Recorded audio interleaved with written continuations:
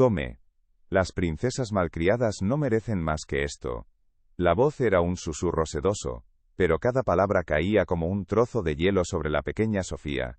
Con solo 8 años, sus ojos fijos en un plato con las sobras frías de la cena de anoche, intentaba contener las lágrimas que amenazaban con desbordarse.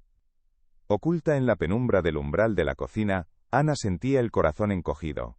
El móvil temblaba en su mano, pero el pulso de su pulgar sobre el botón de grabar era firme. Llevaba más de una década sirviendo a la familia Valero, y había visto a Sofía nacer y crecer. El amor que sentía por ella era casi el de una madre. Verónica, la nueva esposa del señor Valero, se inclinó ligeramente, su elegante figura proyectando una sombra sobre la niña. Una sonrisa que no llegaba a sus ojos se dibujó en su rostro mientras empujaba el plato un poco más cerca de Sofía. No había rastro de la madrastra perfecta que mostraba al mundo, solo un desprecio frío y calculado. Para Ana, ese trabajo era mucho más que un sueldo. Era la única garantía de que su propio hijo pudiera ir a la universidad, el sueño por el que luchaba cada día. Perderlo significaría la ruina. Verónica lo sabía, y usaba ese miedo como un arma, amenazándola en silencio con una simple mirada. Sofía, que antes era una niña risueña y llena de vida, ahora parecía una pequeña sombra asustada. Su padre estaba de viaje por negocios, y en su ausencia, la mansión se había convertido en una prisión de lujos y crueldad. La niña levantó el tenedor, su mano diminuta apenas capaz de sostenerlo. Ana apretó los dientes, el sonido del vídeo grabando era el único testigo de aquella injusticia. Sabía que su palabra no valdría nada contra la de la elegante señora de la casa. Necesitaba una prueba, algo que nadie pudiera negar. Y la estaba consiguiendo, segundo a segundo. El silencio en la cocina era denso, solo roto por el suave zumbido de la nevera. Sofía miró a Verónica, una súplica silenciosa en sus ojos. Pero la mujer simplemente se dio la vuelta, su misión cumplida por esa noche. Ana detuvo la grabación, sintiendo un escalofrío recorrerle la espalda. Tenía la prueba en sus manos, un secreto peligroso que podía destruirlo todo, o salvar a una niña inocente. Pero lo que descubriría en los días siguientes cambiaría las reglas del juego para siempre. Al día siguiente, Ana caminaba por los pasillos inmaculados de la mansión, cada objeto de lujo parecía una jaula dorada. Su mente, sin embargo, no estaba allí, sino en la pequeña foto que guardaba en su taquilla. Su hijo, David, sonriendo con el diploma del instituto en la mano. Por él, aguantaba las miradas de desprecio de Verónica y el frío silencio de aquella casa. Su propia casa era un pequeño apartamento al otro lado de la ciudad. Un lugar modesto pero lleno de calor.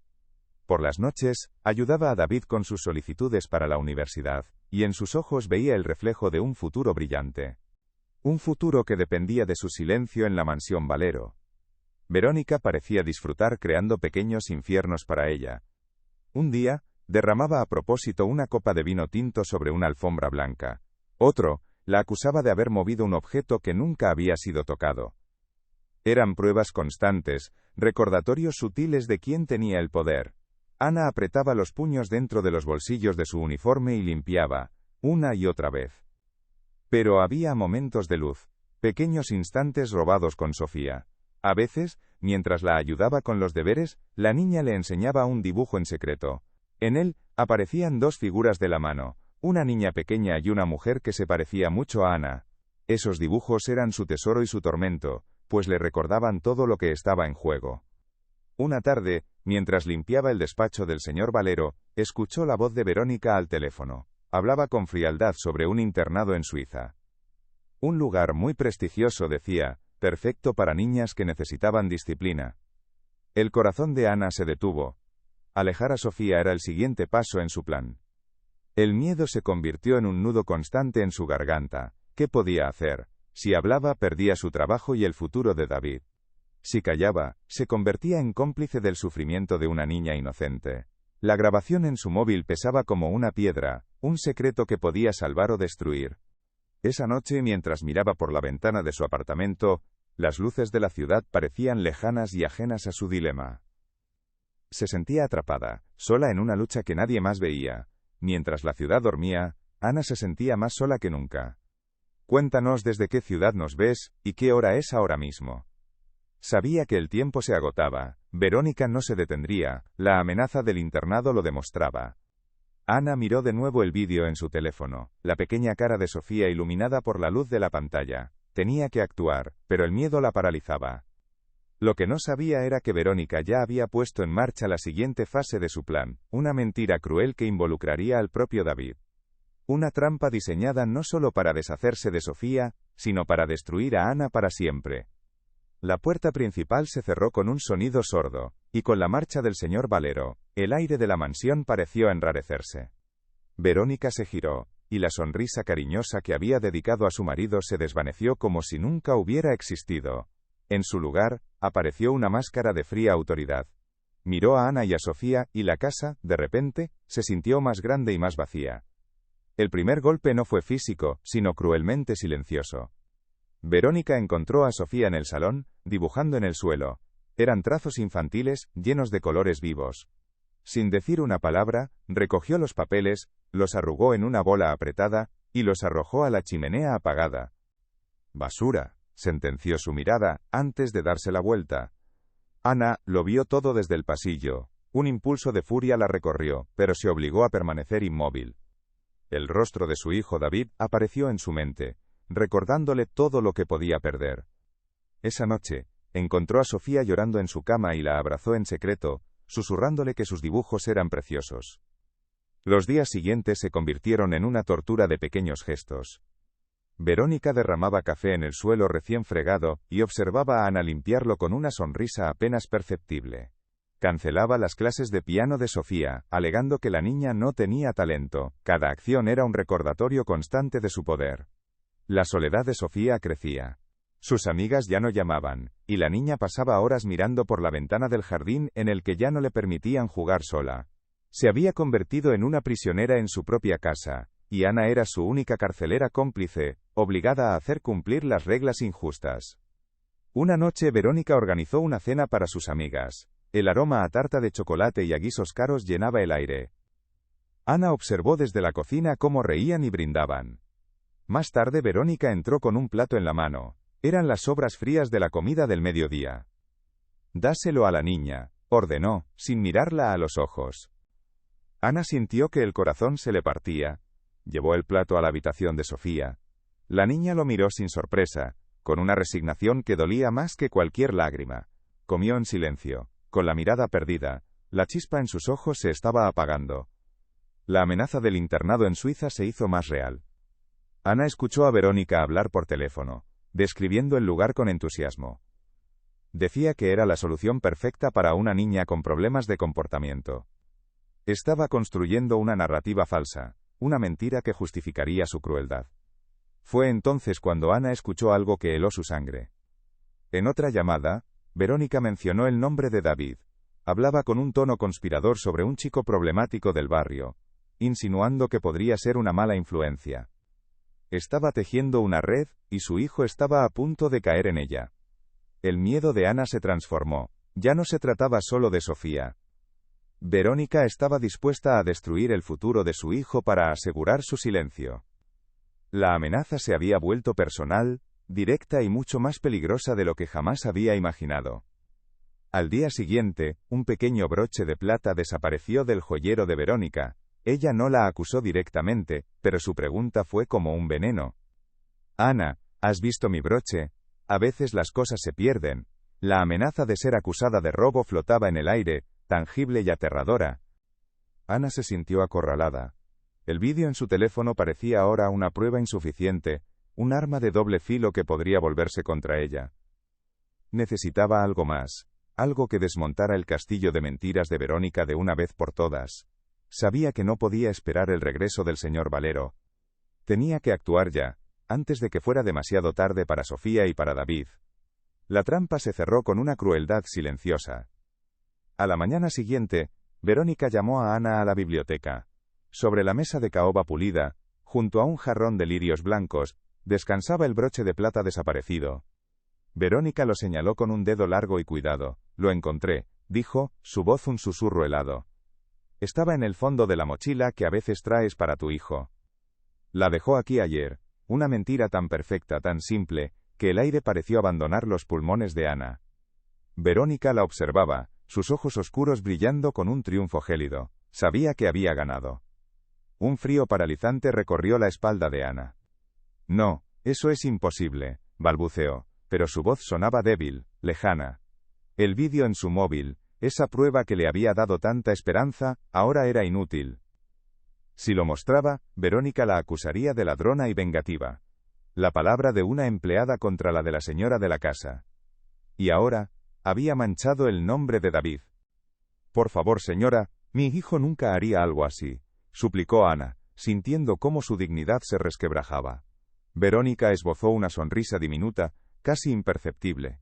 Lo sé, Ana, pero nadie más tiene por qué saberlo. La amenaza era clara. Su silencio sobre Sofía a cambio del futuro de David. La llamada llegó esa misma tarde. Era del orientador de la universidad a la que David había aplicado. Hablaba de un informe anónimo que habían recibido, una nota preocupante sobre el carácter del chico. No era nada oficial por ahora, pero sembraba la duda. El veneno de Verónica se extendía rápido, infectando el sueño por el que Ana había sacrificado todo. Esa noche en su pequeño apartamento, Ana se sintió ahogada por las paredes. La foto de David, sonriendo en su graduación, parecía una burla. Había trabajado día y noche para darle un futuro limpio, y una mentira estaba a punto de destruirlo todo. Las lágrimas que había contenido durante semanas finalmente cayeron, silenciosas y amargas. Desesperada, al día siguiente intentó hablar con el viejo jardinero, un hombre que llevaba 30 años sirviendo a la familia Valero. Le contó todo en susurros, buscando un aliado. El hombre la escuchó, sus ojos llenos de una pena impotente, pero al final solo negó con la cabeza. No puedo hacer nada, Ana. Ella es la dueña ahora. Nadie se atrevía a desafiarla. Verónica, sintiendo su poder absoluto, apretó aún más la soga. Mientras Ana limpiaba el salón, se le acercó y le susurró al oído. He oído que los preparativos para el internado de Sofía van muy bien. Se irá en 2 semanas, y sobre tu hijo, espero que tomes la decisión correcta. Elige, Ana. La niña o tu hijo. La injusticia era una brasa ardiente en su pecho. Veía a Sofía, cada día más pálida y silenciosa, una pequeña sombra que se deslizaba por los pasillos. La niña había dejado de dibujar. A veces, Ana la encontraba mirando por la ventana durante horas, con la mirada vacía. Su corazón se rompía en 1000 pedazos con cada segundo de silencio. Se sentía completamente derrotada. El mundo parecía un lugar diseñado para que los malos ganaran. En la soledad de su habitación miró el teléfono. Su dedo se posó sobre el vídeo, la única prueba de la verdad. Borrarlo era renunciar a la justicia. Guardarlo era condenar a David. Estaba atrapada, sin salida. Pero lo que Verónica no sabía, era que, a miles de kilómetros de distancia, un negocio importante del señor Valero, se había cerrado antes de lo previsto. Un cambio de planes de última hora que no estaba en su guión. Justo cuando Ana estaba a punto de rendirse, su teléfono vibró. No era David. Era un mensaje del administrador de la casa. Prepárelo todo. El señor Valero ha adelantado su vuelo. Llega mañana por la mañana. De repente, el tiempo se detuvo y luego se aceleró. Tenía menos de 24 horas para tomar una decisión que lo cambiaría todo para siempre. La noticia cayó como un rayo en la quietud de la mansión. El señor Valero volvía. El pánico inicial de Ana se transformó en una extraña y fría calma. No era el final, era la última oportunidad. Tenía una noche, solo una, para encontrar la pieza que faltaba, para desarmar la red de mentiras de Verónica antes de que fuera demasiado tarde. Mientras la casa dormía bajo un manto de silencio, Ana se movió por los pasillos como una sombra. Su corazón le latía en la garganta, cada crujido del suelo de madera sonaba como un trueno. Se detuvo frente a la puerta del despacho de Verónica, un lugar que tenía prohibido limpiar sin supervisión. Respiró hondo, y giró el pomo.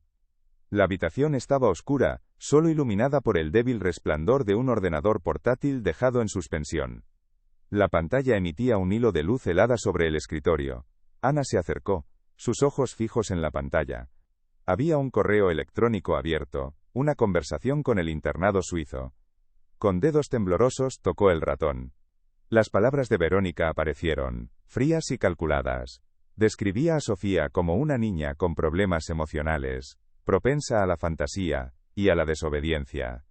Estaba construyendo un caso, ladrillo a ladrillo, para justificar el exilio de la niña. Ana sintió una náusea amarga. Pero sabía que eso no era suficiente. Eran solo palabras que Verónica podría negar o reinterpretar. Su mirada recorrió el escritorio, buscando algo más. Vio un cajón que no estaba completamente cerrado. Con un cuidado infinito deslizó los dedos y lo abrió un poco más.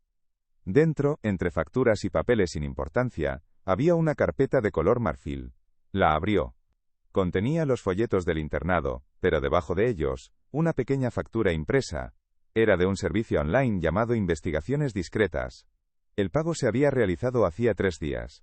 El día antes de que la universidad llamara sobre David. Las piezas encajaron con una claridad brutal. El broche, la mochila, el informe anónimo. No había sido una simple amenaza. Había sido un ataque planeado y ejecutado. Verónica no solo quería su silencio. Quería destruirla por si acaso. Una oleada de furia helada recorrió a Ana, barriendo el miedo. Sacó su móvil. Con un pulso sorprendentemente firme, fotografió la pantalla del ordenador y la factura.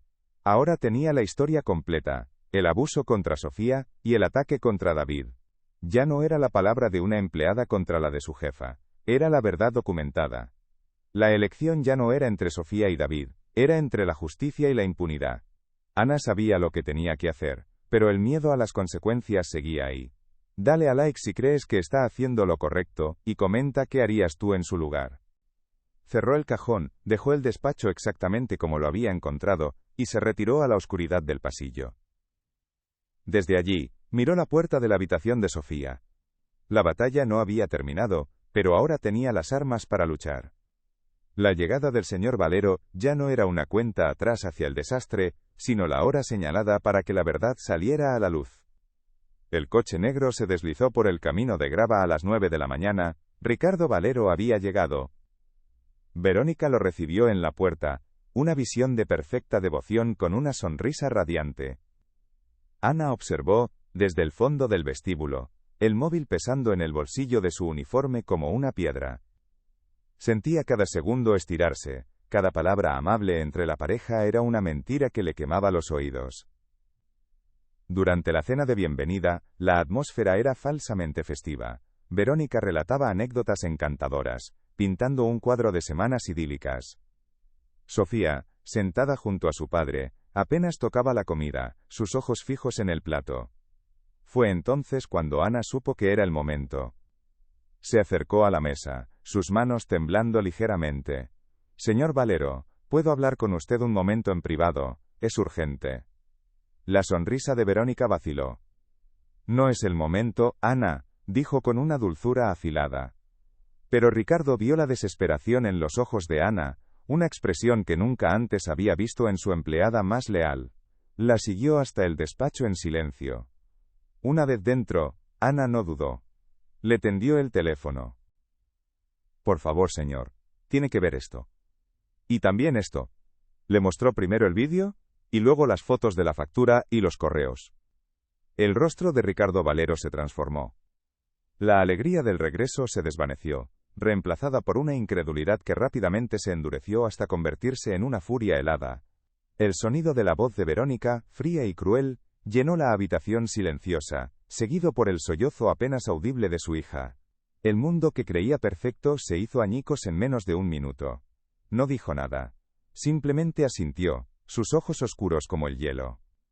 Salió del despacho con el teléfono de Ana en la mano, moviéndose con una calma aterradora que era mucho peor que cualquier grito. Verónica se levantó al verlo, su rostro una máscara de preocupación fingida. «¿Qué pasa, cariño?» Ricardo no respondió. Se detuvo en el centro del salón, y, sin una palabra, reprodujo el vídeo. El sonido llenó el espacio, cada palabra cruel de Verónica, rebotando en las paredes de su propia casa. La sangre abandonó el rostro de Verónica, su sonrisa se congeló y luego se desmoronó, dejando al descubierto el pánico puro. Tartamudeó, intentando formular una excusa, una mentira. «Es un montaje, Ricardo, esa mujer me odia, está intentando». Pero su voz se quebró. La prueba era absoluta, su propia voz la condenaba. Ricardo la miró, y por primera vez, la vio como realmente era. El desprecio en sus ojos era total. «Coge tus cosas», le dijo, su voz baja y cortante, sin dejar lugar a réplica. Vete de mi casa. Ahora. Luego, como si ella ya no existiera, se giró y caminó hacia Sofía, que los miraba con los ojos muy abiertos, asustada y confundida. Se arrodilló frente a su hija, ignorando por completo a la mujer que empezaba a sollozar a sus espaldas. Le apartó un mechón de pelo de la cara, sus manos grandes y torpes temblando de emoción contenida. «Perdóname, mi amor», susurró, y en esas 2 palabras se rompió todo el dolor acumulado en la casa. Verónica se fue esa misma noche, sin la elegancia calculada que siempre la había definido. Sus maletas, llevadas por un taxi en lugar de un chofer, parecían vulgares y pesadas. Cuando la puerta se cerró tras ella, la mansión no se quedó en silencio. Por primera vez en meses, pareció que la casa entera exhalaba un suspiro de alivio. Ana sintió cómo la tensión abandonaba sus hombros, un peso que ni siquiera sabía que llevaba. Los días que siguieron fueron como ver el color regresar a un mundo en blanco y negro. La luz del sol parecía entrar con más fuerza por los ventanales. Sofía volvió a dejar sus dibujos por el salón, y esta vez, nadie los arrugaba. Al contrario, Ricardo los recogía con un cuidado reverencial, como si fueran tesoros perdidos, y los colgaba en la puerta de la nevera. Ricardo Valero cambió. Canceló viajes, aplazó reuniones. Se sentó en el suelo con su hija, aprendiendo de nuevo los nombres de sus muñecas y escuchando sus pequeñas historias.